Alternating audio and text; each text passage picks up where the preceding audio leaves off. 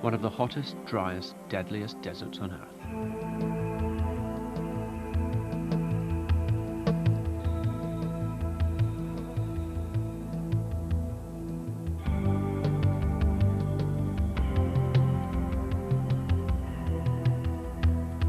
A place where even vultures are hard put to get a decent living.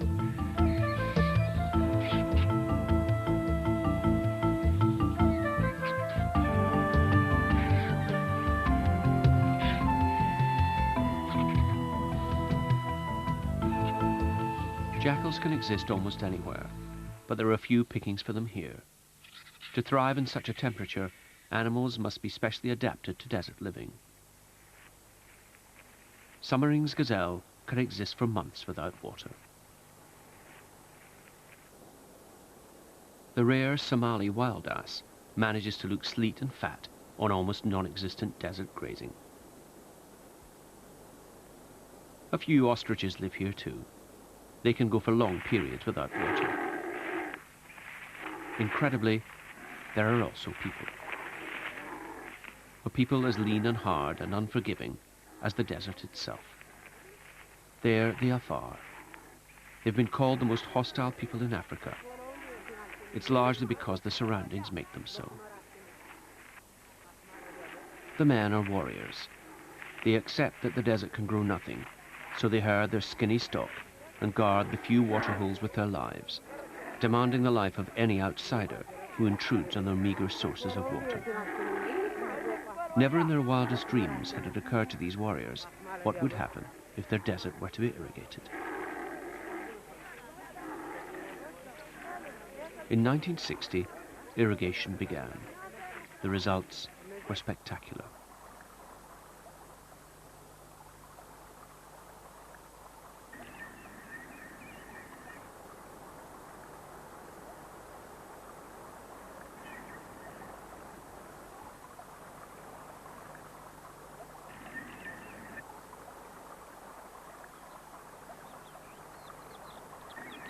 Vegetables, barley, cotton. The desert was suddenly in bloom. The Afar lived in the Danakil desert, on the Red Sea coast of Ethiopia. Through the middle runs a large river, the Awash. The Afar tribesmen have guarded their secret river fiercely throughout the centuries.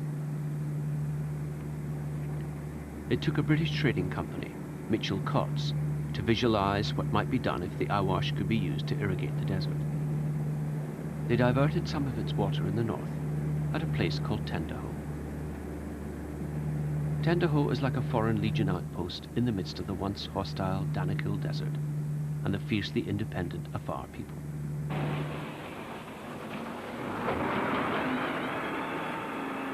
This is where, despite enormous transportation difficulties, Mitchell Cott's brought their ditch diggers, earth shifters and bulldozers and put them to work to make the water flow.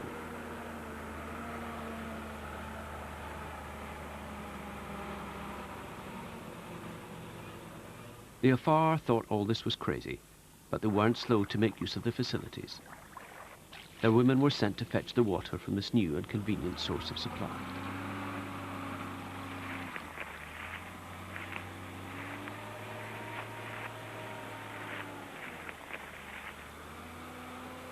The brown waters of the Awash spread themselves across the unresponsive face of the desert, and the desert at first stared sullenly back.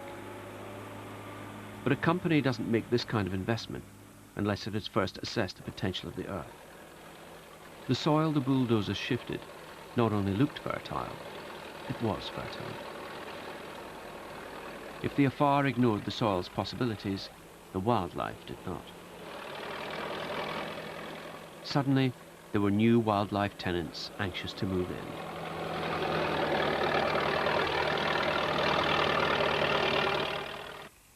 The tractor-drawn ploughs turned the soil which the water would soon bring to life.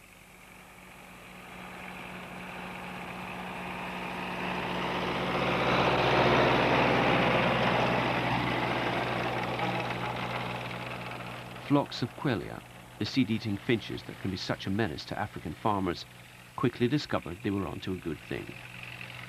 Quelea thronged to eat the dormant grass seeds turned up by the plough, and used the new irrigation dams to quench their thirst, as eagerly as did the Afar.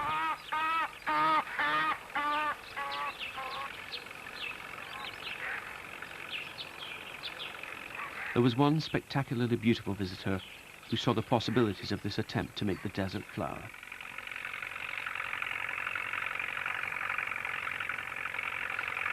The carmine bee-eaters soon discovered that where soil was being turned over by the plough, insects were being disturbed and put to flight. They hawked for them almost under the tractor wheels.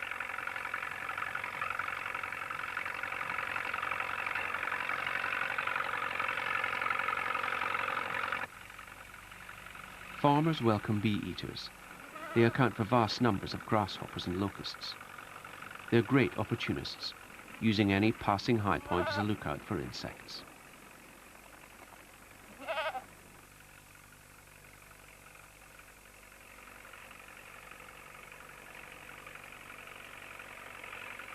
In Africa, insect-eating birds know that fire is certain to flush insects out of the grass.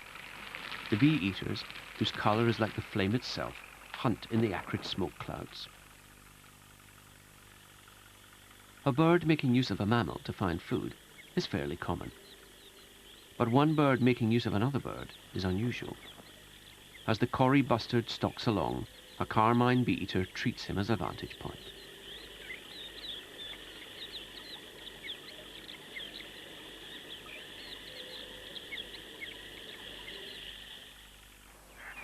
The bee-eaters are by no means newcomers to the Danakil desert. The banks of the Awash River are ideal habitat for them. There's plenty of food on the river itself. These birds aren't catching fish. They're entirely insectivorous. They're feeding on aquatic flies and mosquitoes hatching out of the muddy waters of the Awash.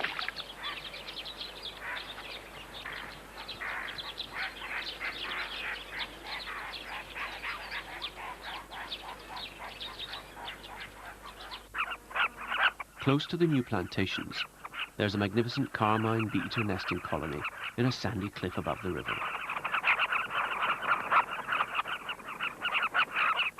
These colonies are traditional. Unless they're disturbed, thousands of these brilliantly coloured birds go on using the cliffs at nesting time year after year.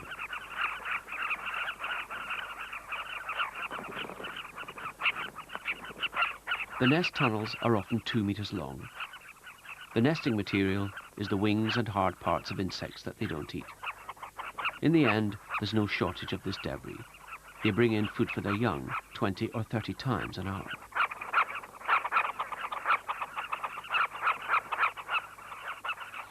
The Awash, the brown and often turbulent river which the Afar defended from outsiders for thousands of years, doesn't look very impressive. But its waters keep them and their stock alive, and on its banks was the crucial dry season grazing land which would be lost to them if the irrigation project went ahead.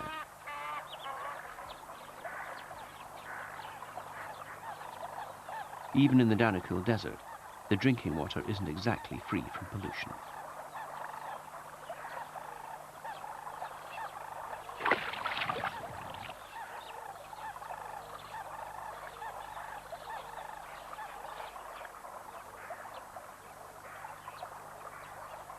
After centuries of exclusion, outsiders suddenly thronged the banks at Tendaho.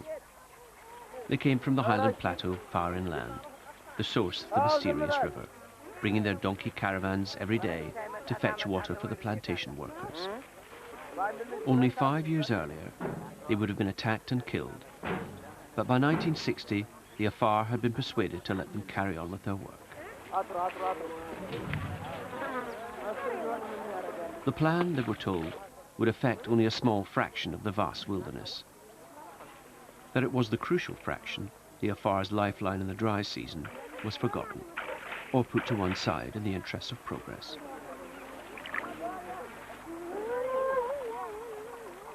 The outsiders were tolerated, so long as they stayed within the immediate area of the Tendaho plantations, but it was largely a question of safety in numbers.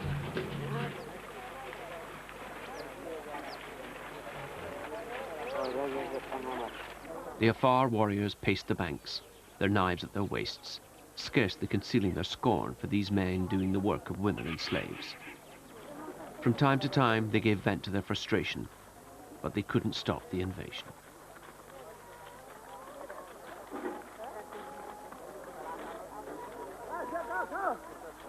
Migrating birds, like striped swallows, have always followed the course of the Awash. But no European knew its exact course until 1934. The merciless hostility with which the Afar guarded it prevented exploration. Crocodiles were almost welcoming compared with the Afar. They have much in common, though both seem to tolerate each other.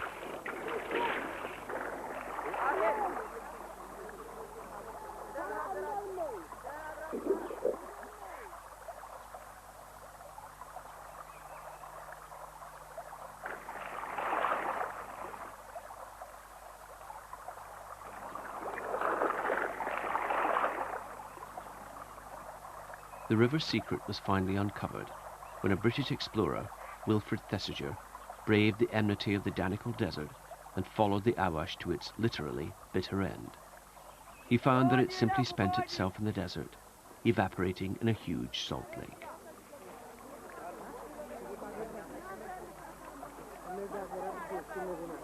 Even at the time, there were seeds of doubt about the enterprise. The Afar knew their country, and their fierce conservatism had its roots in long experience.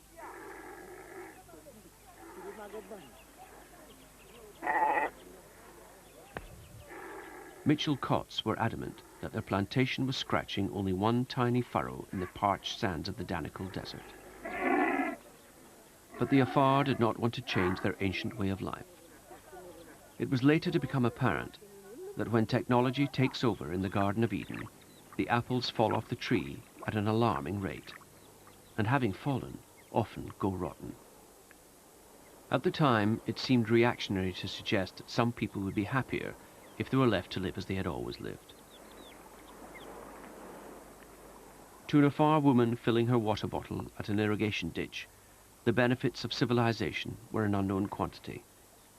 Maybe all would be well. Perhaps her people would prove resistant to the ill effects of progress on other traditional peoples. But they would be among the first if they did.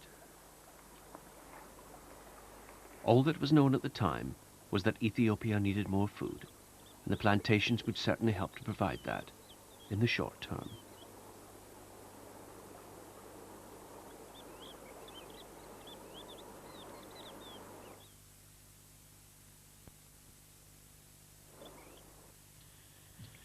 When water came to the Danakil desert, the wildlife was quick to take advantage of it. Weaver birds queue up at a dripping pipe. A grey-headed sparrow takes his turn.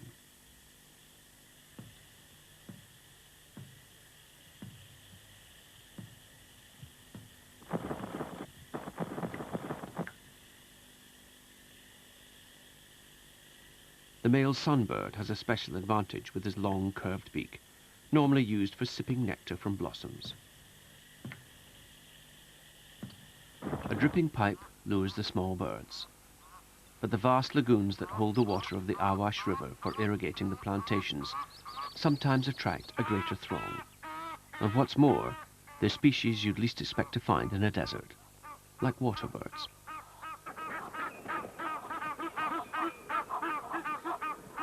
Packs of Egyptian geese.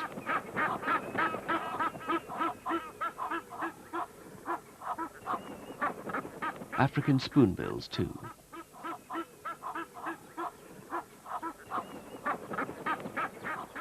A desert is the last place you'd expect to see a duck. A white-faced whistling duck or tree duck. They're called tree ducks because some species sometimes perch in trees, though there aren't many trees around here. Spur-winged plovers join the tree ducks. Marabou storks are perhaps less of a surprise. They're scavengers. Before the irrigation scheme arrived, there can't have been much for them to scavenge. The lagoons provide them with live frogs as well as carrion, and of course, that vital desert drink.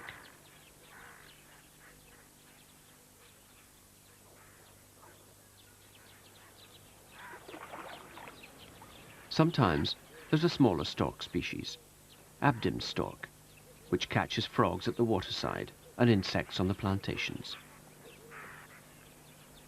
A fish-eater, a grey heron, and some wood storks. They eat frogs and small fishes too, but they also feed on crustaceans. The lagoons provide them with all these.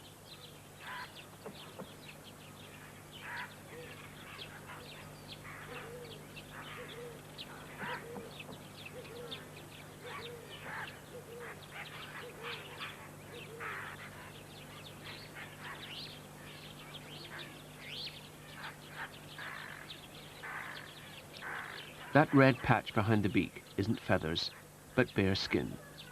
They feed open-beaked, waiting for some unwary creature to swim into the trap.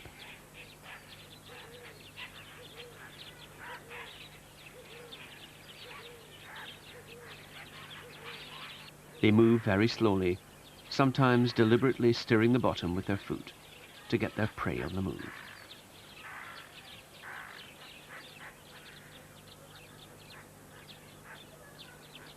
But perhaps the most surprising bird of all to find here in the desert, in such large numbers, is the great white pelican.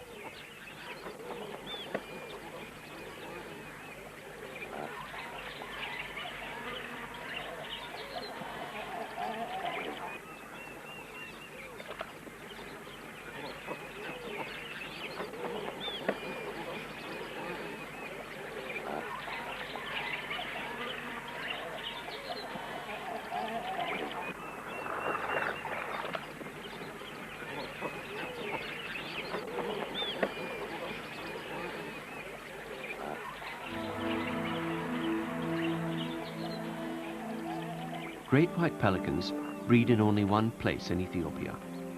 It's hundreds of miles away on a remote island in the middle of a lake called Shala in the Rift Valley.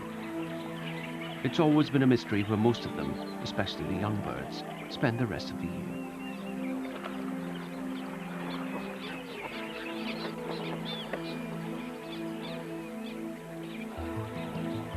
After 1960, a lot of them took to visiting the new irrigation dams. To keep this many pelicans happy, there must be vast numbers of fish in the lagoons. It's no mystery how they first got there. They came in with the water from the Awash River. White-winged black terns dive in the background, so the fish must also breed in the lagoons, because these terns only feed on tiddlers.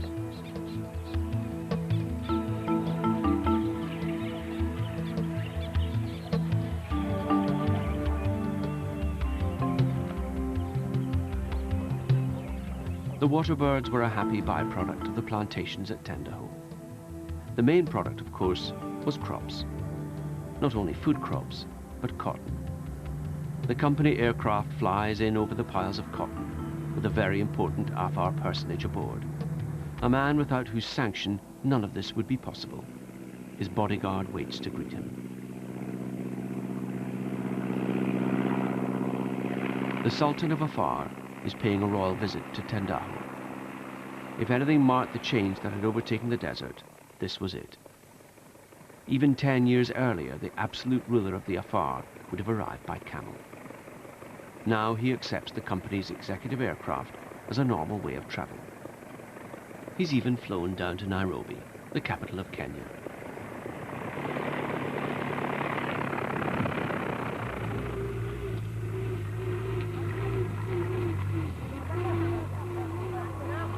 The Sultan sets off to inspect the plantations. His goodwill is very important. No foreigner can exist long in Afar territory without protection from the authorities. In 1973, the Ethiopian Revolution took place, and by 1975, all the land in the country was nationalized. More dry season grazing land was to be taken from the Afar and put into irrigation projects. But back in 1960, the Sultan was still very much in the driving seat. A businessman who well understood the industry that was making him rich, even though it was a mystery to his nomadic subjects. He managed to convince his warriors not to molest the workers who came down from the highlands to tend the harvest produced by irrigation.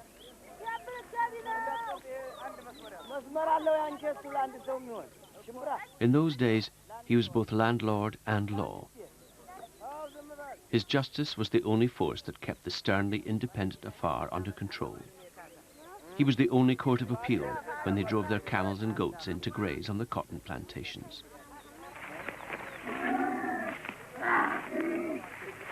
After the revolution, his authority was curtailed, but he and the Afar managed to retain a fair degree of autonomy and self-government in the face of pressure from the centre.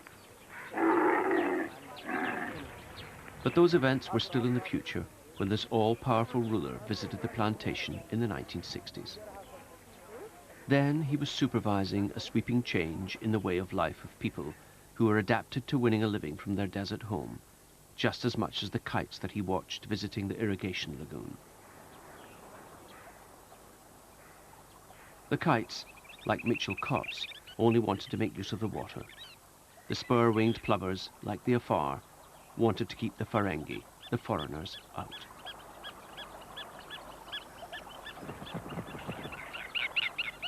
They start to attack.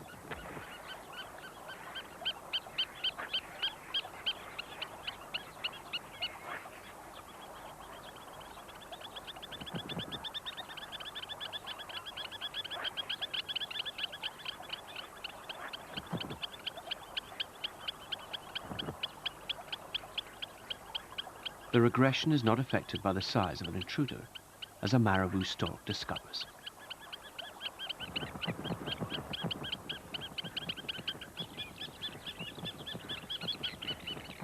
The real key to the behavior is, of course, that they are defending their territory. But that was exactly what the Afar were doing for all those centuries when they tried to keep the waters of the Awash River secret. The urge to defend territory is strong in most animals, including humans. The Afar drove out the intruders, as the plovers drive out an Egyptian vulture. But then the plantations arrived. They brought what was seen as prosperity to the edge of the desert. The Sultan watched his people grazing their stock in the old traditional way, while a tractor ploughed up the line behind them, and with it, their ancestral way of life.